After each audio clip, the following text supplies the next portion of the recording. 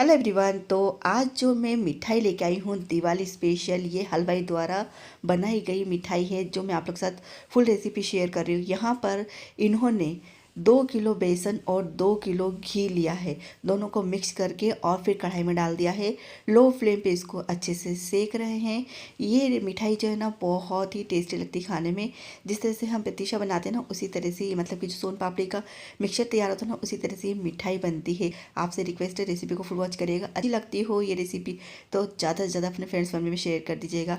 हलवाई द्वारा बनाई जा रही है वही रेसिपी मैं आप लोग से शेयर कर रही हूँ। तो 2 किलो घी और 2 किलो बेसन है इसमें। आप अपनी क्वांटिटी अपने हिसाब से कम ज़्यादा कर सकते हैं। जैसे 250 ग्राम घी 250 ग्राम बेसन लेकर आप इस मिठाई को बना सकते हैं, घर में बना रहे हैं तो। यहाँ पर चाशनी है, तो चाशनी तैयार कर रहे हैं तो यहाँ पर 3 किलो 200 ग्राम शक्कर लिया है और इसमें इन्होंने डाला है कम से कम 1 लीटर पानी और इसकी चाशनी तैयार कर रहे हैं। यहाँ पर ये कढ़ाई है, इसको घी से इन्होंने ग्रीस कर लिया है तो चाशनी बन रही है। साइड में जो है ना गीले कपड़े से कढ़ाई को पोंछते जा रहे हैं।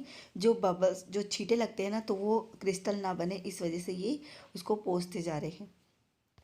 इस प्रोसेस को हम घर में ब्रश के हेल्प से कर सकते हैं। तो कढ़ाई में हम ब्रश को गीला करके और इस तरह से हम इसको कर सकते हैं। फिर उसके बाद इन्होंने साइड में डाला है घी, यानी कि आधा 1 कप के आसपास इन्होंने साइड में घी डाला है ताकि चाशनी के छींटे ना लगे, और लगे तो आज ईज़िली छूट जाए।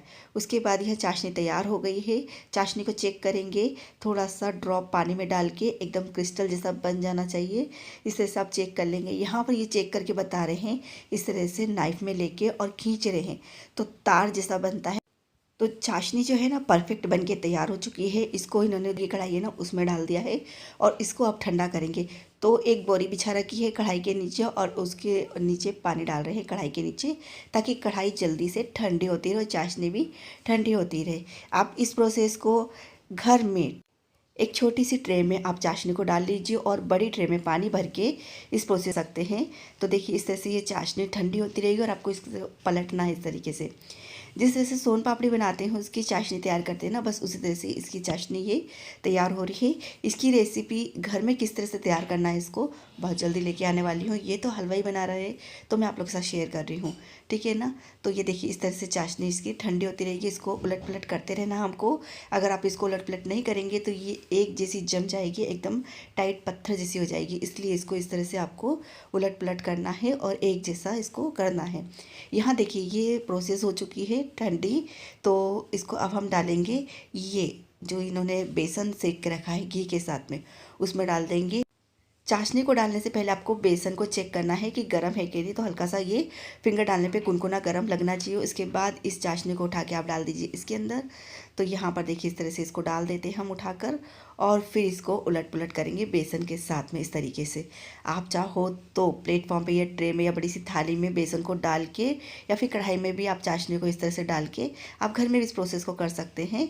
तो अगर आप चाहते हैं मैं घर में बना के बताऊँ इस रेसिपी को तो आप मुझे कमेंट करिएगा। मैं बहुत जल्दी आप लोग के साथ शेयर करने वाली इस रेसिपी को। ये देखिए इस तरह से उलट पुलट करेंगे तो इसमें क्या लच्छे जैसे बनते रहेंगे चाशनी में। और ये जो बेसन है ना ये पूरा मतलब चाशनी के साथ मिक्स हो जाएगा और ये जो बेसन है ना पूरी जो चाशनी है ना लच्छेदार बन जाएगी और बेसन को पूरा सोप कर लेगी। तो देखिए इस तरीके से देखिए बस इस पूरे को हम एक साथ इकट्ठा कर लेंगे।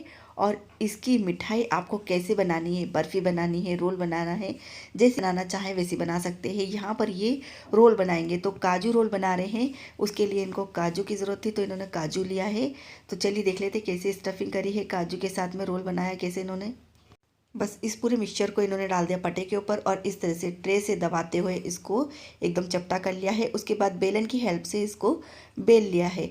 तो आप इस प्रोसेस को घर में इजीली कर सकते हैं। ये देखिए इस तरीके से इसको बेल लेंगे और बेल के रोल आपको किस तरह से बनाना है वो मैं आगे बताती हूँ आपको।